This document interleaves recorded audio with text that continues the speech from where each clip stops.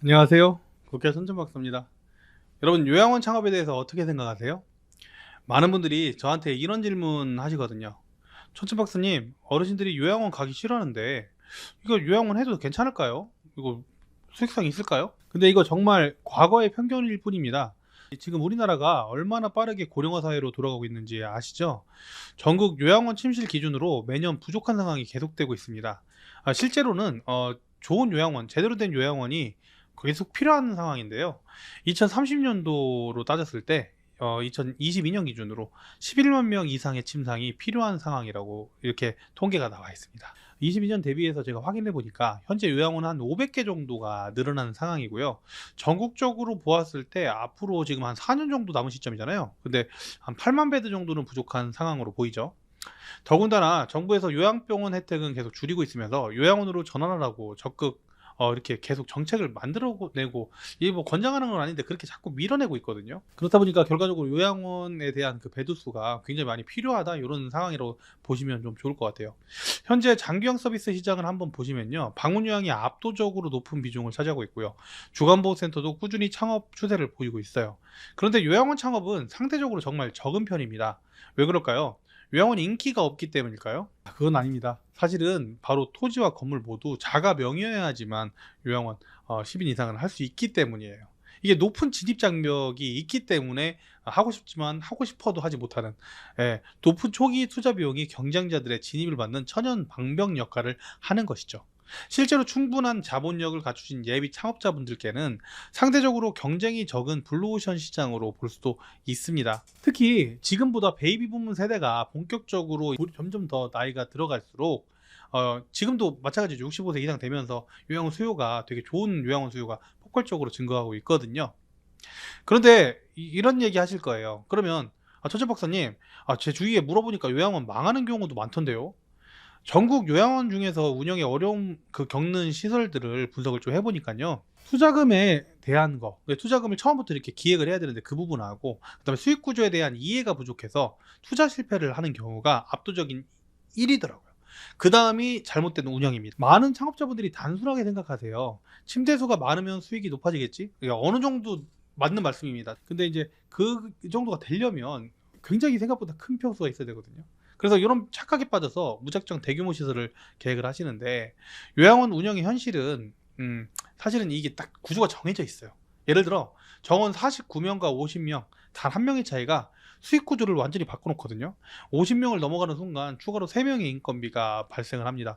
사무국장, 사무원, 관리인 같은 특수 인력들의 법정 배치 기준이 급격하게 늘어나기 때문에 이 구조를 모르면 뭔가 이렇게 무조건 뭐 크게 맞다, 뭐 49인보다 60인이 무조건 맞지, 이거 사실 꼭 그런 것만은 아니거든요. 예. 좀 더 구체적으로 말씀을 좀 드리면요. 47명에서 49명을 지금 얘기한 이유가 보통 인력 배치의 효율성과 규모의 경제를 달성하기 있기 때문에 그렇습니다. 예, 반면에 50명에서 59명 구조는 보릿고기라고 해서 갑작스러운 인건비 상승으로 인해서 어르신이 더 들어와도 막 엄청난 수익이 극대화돼서 올라가고, 이런 것보다 갑자기 어르신 몇 명 빠지면서 수익성이 급락하고 추가 관리 인력이 필요해지는 그런 경우들도 굉장히 많아요. 그러니까 무조건 이게 맞다, 뭐 저 크기가 맞다, 예, 그게 어느 정도 요양원은 정해져 있는 거예요. 예. 매출은 정원이 늘어나면 비례해서 늘어나겠지만 순수익의 증가만 보면 실질적으로 49인가 50인 이상으로 봤을 때 엄청난 차이가 나지 않거든요. 아예 대형으로 가진다고 하면 70명 이상의 대형 시설이 되어야 규모의 경제가 다시 실현되면서 안정적인 수익이 가능해져요.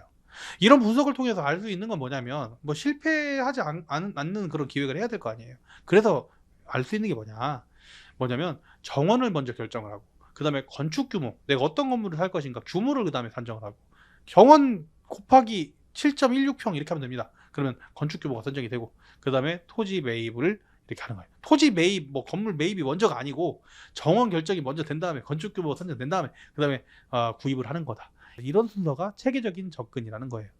마음을 먹으셨다면 수익 구조부터 제대로 파악하시는 게 첫 번째 단계인 겁니다. 그 다음에 입지 선정. 뭐 건물을 대부분 가지고 계시는 경우가 많겠지만 산다는 상황이면 입지 선정을 그 다음에 하는 겁니다. 좋은 수익 구조에 대해서는 제가 유튜브에 올려놓은 인원 수별 영상이 있으니까 그거 제가 최대한 규모별로 다 넣어놨어요. 그걸 좀 참조를 해주세요. 제가 고정 댓글에 그럼 넣어놓겠습니다. 자, 이제 본격적으로 네이버 부동산을 활용한 입지 선정에 대해서 말씀을 좀 드릴게요. 가장 먼저 해야 될 일이 지역 선정입니다. 지역별 요양원의 형태를 나눠보면 도시명, 도시근구형, 뭐 전원 휴양형 이렇게 나뉠 수가 있어요. 뭐 이렇게 뭐 요양원이 법적으로 나눠져 있는 건 아니고 그렇다는 겁니다. 도시명 요양원 같은 경우에는 대도시 중심부나 부도심에 위치를 해서 병원 인프라나 면회 장점, 편의시설 연계를 통해서 도심에서 살아온 어르신들한테 자연스러운 입소를 이끌어낼 수 있고, 또 거기서 일하는 뭐 보호자들도 그렇습니다. 일반적으로 내가 옆에 내가 직접 모시진 못하지만 내가 가까운 곳에 내가 찾아갈 수 있는 곳에 요양원을 좀 바라시거든요. 예, 그래서 버려졌다는 생각보다는 도심 속 요양이라는 인식으로 입소 거부감도 낮출 수 있고, 그리고 또 중요한 게 어르신 모시는 것도 모시는 거지만 직원 채용에 되게 유리한 게 도시명 요양원입니다. 예, 아까도 말씀드렸지만 보호자 입장에서 최대한 본인의 생활권에 부모님을 두고 싶어하는 추세이기 때문에 이 부분이 가장 현재 트렌드고 인기가 많다. 다만 도시명이다 보니까 매입 비용이 당연히 문제가 되겠죠. 그리고 어르신들 입장에서는 자연환경이 열악해서 옥상공원이나 실내공원으로 대체를 해야 됩니다. 사실 이렇게 옥상공원이나 실내공원 가지고 있는 것도 훌륭한 거죠. 다른 공간을 가지고 있지 못하는 경우도 많습니다. 도시 근교형 같은 경우에는 도심에서 조금 벗어났다 보니까 매입 비용도 좀 덜 들고 자연도 누릴 수 있으면서도 교통 접근성도 충분히 메리트가 있어요. 다만 이제 신규로 이렇게 건물을 짓는 경우도 많아서 그린벨트나 개발 계획 같은 규제가 좀 많을 수 있어서 사전 확인을 하고서 이제 적절한 비용이냐, 여기 위치가 괜찮냐, 이런 것들까지 다 파악을 하시고 하시면 좋을 것 같아요. 만약 여러분이 가지고 있는 토지가 도심보다는 떨어지지만 외곽에 있다면 이게 서울이나 광역시 주위 접근성이 좋은 지역들을 좀 생각을 하시면 좋을 것 같아요. 예, 어떤 시 지역의 그 외곽 지역이다, 이런 것들은 진짜 깊이 계산해 보셔야 됩니다. 예, 특히 군 단위 외곽 지역이다, 좀 쉽지가 않아요. 전원 휴양이라고 하는 그 요양원은 풍부한 자연 환경으로 휴양하기는 좋으나 어르신들이 고립감을 느낄 수도 있고, 그리고 입소율하고 직원 채용에도 문제가 생길 수 있습니다. 지금 같은 경우에도 2025년 현재 이것 때문에 어려움을 겪고 있는, 너무 멀리 떨어져 있어서 직원 채용도 어렵고 어르신 채우는 것도 어렵고, 이런 것들이 좀 있는 경우도 꽤 많습니다. 근데 여러분들 보통 요양원 하면 이런 곳을 떠올리죠? 네, 요양원은 9인 미만의 노인 공동생활 가정과 10명 이상의 노인 요양원으로 나뉩니다. 9인 공동생활 가정이 아닌 10인 이상의 경우 임대가 아닌 매입으로 요양원을 진행을 하셔야 됩니다. 예, 보통 지금 체크를 계속 하고 있는데 그 다음에 체크를 해야 될 게 건물 및 토지의 형태인데요. 면적 같은 경우엔 노인 요양원 기준으로 해서 아까 제가 7.15평, 7.16평 이렇게 얘기했는데 입소 정원 한 명당 연면적이 23.6제곱미터 이상의 공간을 확보를 해야 됩니다. 예를 들어 정원이 29명의 요양시설을 계획을 하신다면 29명 곱하기 23.6제곱미터로 684.4제곱미터 면적이 필요하다는 거죠. 따라서 네이버 부동산에서 이 평수를 이렇게 클릭을 해가지고 기획한 정원으로 결정을 하셔야 원하는 조건이 네이버 부동산에서 나옵니다. 여기서 진짜 중요한 게 뭐냐면 토지인 경우에는 시축 시의 바닥 면적을 고려를 해야 되고, 건물인 경우에는 층당 바닥 면적이 80평 이하는 피하셔야 돼요. 어쨌든 새로 짓든 아니면 사든 바닥 면적이 80평이 그 이하다, 좀 고민 많이 해보셔야 됩니다. 대지 면적이 작을수록 층수가 많이 올라가야 되는데, 층수를 많이 올라갈수록, 많이 운영할수록 인력 배치에 대한 인건비 문제가 요양원 운영에 영향을 미칠 수가 있거든요. 예, 층을 이런 많이 해가지고, 그러니까 한 개 층으로 운영하는 거에 비해서 층을 여러 층으로 해가지고 똑같은 정원이어도 이렇게 나눠서 운영을 하면 인력 배치적으로 굉장한 손실을 가져올 수도 있고 불편함도 많고 사고 문제도 생길 수 있어서 여러 문제들이 엮여 있다고 생각을 하시면 돼요. 그래서 제가 생각한 게 바닥 면적을 80평 이하로 너무 작게 이렇게 쭉 올린다, 좀 이게 쉽진 않다, 이걸 알고 계시면 좋을 것 같아요. 그리고 2층 이상인 경우에 장애인용 엘리베이터, 그리고 또는 경사로, 이 경사로도 가능해요. 2층으로 이어지는. 근데 엘리베이터가 있어야 되겠죠. 이렇게 좀 필수적이기 때문에 네이버 부동산 검색을 할 때 엘리베이터가 있는지 여부, 설비 같은 거 확인을 해보셔야 됩니다. 만약에 없다면 어떻게 해야 돼요? 만들어야 되잖아요. 그렇죠? 그 외에 창문의 크기나 개수, 창문의 종류, 창문은 또 이제 소방법상 지켜야 되는 그런 부분들이 있으니까 그런 것들, 건물의 남향, 북향, 방향성, 뭐 소방시설, 환기시설, 배연창, 시각 경보기, 피난기구, 주차 대수, 이런 것들도 확인이 좀 필요합니다. 이거는 좀 방문을 하는 단계에서 확인하는 내용이긴 한데 네이버 부동산 사이트에서 매물을 클릭하면 일부 나오는 경우도 있으니까 볼 때 꼼꼼하게 좀 보시면 좀 좋을 것 같아요. 이렇게 지도 같은 거로 좀 보시고요. 그리고 주차는 이제 200제곱미터당 한 대 정도를 확보하는데 보통 상가보다는 이게 기준이 좀 덜 빡빡해요. 이게 근린생활시설보다는 덜 빡빡해서 웬만하면 맞춰지긴 할 건데요.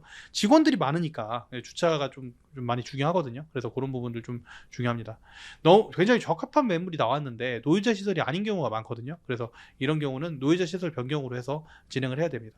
노유자 시설은 사실 교육하고 그다음에 복지시설군에 속하고 일반적으로 여러분들이 알고 있는 근린생활시설군보다 상위에 속합니다. 단순히 신고하고 말고의 문제가 아니라 허가의 문제이기 때문에 허가가 나기 전에 섣불리 계약이나 공사를 하지 않는다. 뭐 특약으로 적는다든지 하는 게 좋습니다. 관련 문의는 관할 지자체 건축과 노인복지과 주무관님한테 하시면 이게 가능할까? 이런 것들 어느 정도 될 거고요. 가능한 경우가 대부분 많은데 이게 이제 그 개발 계획이나 이런 게 묶여 있으면 변경이 안 되는 경우도 있으니까 꼭 확인하고서 넘어가시고 특이하게도 좀 넣어주시면 좋을 것 같아요. 노유자 시설 변경이 필요한 경우에는 소방시설, 장애인 편의시설, 뭐 각각 그 외에 뭐 오수 처리 시설부터 해서 실제 노유자 시설에 필요한 설비들을 갖춰야 되고요. 3층 이상이고 거실 면적이 200제곱미터 이상 경우 계단을 2개 이상 만들지 않으면 그러면 200제곱미터 이상은 노유자 시설을 쓸 수 없다는 거 알고 계셔야 됩니다. 또한 장애인용 화장실, 점자 블록, 레버용 손잡이 등 세부적인 장애인 편의 시설도 다 갖춰야지 어쨌든 노유자 시설 만족할 수가 있고요. 설비 변경 없이 그냥 단순 인테리어만 해도 2, 3개월은 그냥 들어갑니다. 그렇죠? 건물이 있어도요. 그리고 변경 기준까지 맞추다 보면 건물이 있어도 한 4개월, 6개월 이상은 무조건 걸린다고 보셔야 돼요. 이거 되게 짧게 잡으시던데 그러시면 안 됩니다. 지정심사도 있기 때문에 한 4개에서 6개월 정도는 내가 건물을 잡았다 할지라도 그렇게 걸린다고 보시고서 건물을 길게 보고서 찾으셔야 됩니다. 비용은 건물 상태에 따라서 천차만별이라서 딱 얼마라고 얘기하기는 좀 그렇습니다. 그래서 최대한 노유자 시설에 근접한 건물 찾는 게 엘리베이터도 있고 뭐 장애인 시설도 어느 정도 있고 뭐 장애인 화장실도 있다든지 이런 것들을 찾는 게 창업 비용을 사실 아끼는 방법이거든요. 반드시 경험 많은 저희 국회의원이나 아니면 건축사의 자문을 받으셔야 됩니다. 이 부분은 따로 또 다루겠습니다.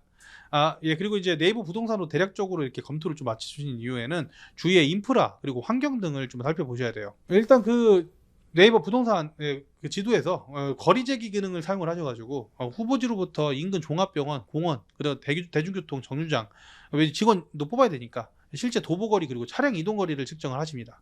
그리고 통계 포털 코시스를 통해서 해당 지역의 고령 인구, 그 다음에 독거 노인 가구수, 장래 인구수 초기를 파악할 수 있어요. 이 통계가 어려우신 분들은 마이통계로라는 사이트가 있습니다. 그래서 마이통계로 들어가셔서 그런 것들 좀 확인하시고요. 카카오 맵이나 네이버 지도를 통해서 요양원, 노인 요양시설, 요양병원 이렇게 검색을 해봐요. 그럼 그 주위로 딱 나오거든요. 그래서 그런 것들을 목표 지역 내 경쟁시설 위치하고 분포 같은 것도 좀 확인해 보시고 공단 사이트에 검색을 하면은 실제 주위에 있는 요양원들이 얼마나 차 있는지도 다 확인할 수 있고 시각적으로도 확인할 수 있습니다. 주위 기관들이 잘 운영되고 있는 입소 추이들도 잘 파악해야 되는 이유가 그 기관들이 정말 내가 보기에도 가고 싶지 않은 요양원이 아닌 이상은 왜 안 채워지는지 만약에 안 채워져 있다면 그런 이유를 아셔야 되잖아요. 주위에 노인이 없을 수도 있고요. 그렇죠? 그리고 꼭 운영이 잘 안 되고 있다고 해서 피할 지역이 아니지만 그래도 많은 돈이 투자가 되는 만큼 잘 파악을 해보시고 해보시라고 말씀드리는 겁니다. 그리고 이제 아까 이제 그 거리 종합병원이나 응급실 운영 여부 이런 것들을 왜 확인하냐면 우리가 응급 이송이 되게 가끔 있을 수 있거든요. 종종 있어요. 그래서 그런 경우일 때 빠르게 도달할 수 있는지 여부는 위급 상황 발생 시에 골든타임을 확보할 수 있는 그런 아주 중요한 부분이기 때문입니다. 그리고 이제 협력병원들이 좀 있으면 협력병원들의 촉탁이 확보도 좀 할 수가 있고요. 자, 이렇게 해가지고 이제 여러 후보지들을 찾습니다. 그래서 마지막으로 추려진 후보지들은 법적, 물리적 조건을 최종적으로 점검을 하시는 게 좋습니다. 요즘 인터넷 검색이나 분석 서비스 뭐 이런 것들을 가지고 뭐 등본을 열람하고 위반 사실을 확인하고 뭐 건폐율도 위반한 게 없는지 확인하고 건축물 소유권도 확실하게 확인하고 면적도 확실하게 확인하고 권리 관계도 확실하게 살펴보셔야 됩니다. 여기까지 대략적으로 하다 보면 추려진 그 물건들이 2군데, 3군데 이렇게 이제 남겠는데요. 이때는 이제 발품을 팔아야 될 시간입니다. 발품 팔기는 또 나중에 또 한 번 더 다루도록 하고요. 여기 이 정도면 선품 팔기 충분할 것 같습니다. 요양원 창업에서 입지가 얼마나 중요한지 다시 한번 강조를 하고 싶습니다.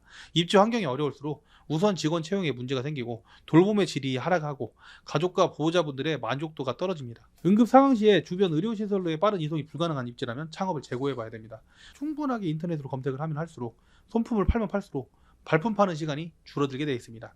요양원 창업의 성공의 80%는 사실 구조에 달렸다는 얘기를 아까 잠깐 했는데 그 이후에 80%는 입지 선정에 달려 있다는 점을 꼭 명심하시기 바랍니다. 네, 다음에 기회 되면 발품 팔기 영상으로 돌아오도록 하겠습니다. 감사합니다. 저는 국회의원 천천박사였습니다. 감사합니다.